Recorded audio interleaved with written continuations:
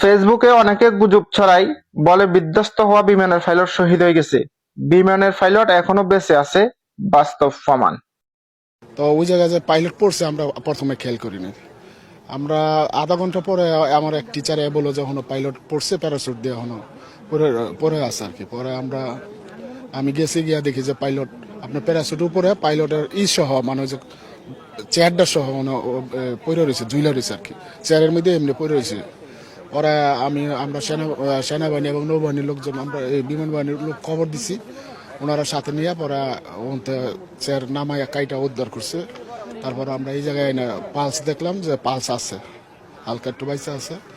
তো আমরা তাড়াতাড়ি করে হেলিকপ্টার দিয়ে নিয়ে চলে গেছে আর কি হসপিটালে। এইটুকু একটা গুজব ছিল প্রথম থেকে যে পাইলট মারা গেছে, সেই ব্যাপারে কি বলবেন?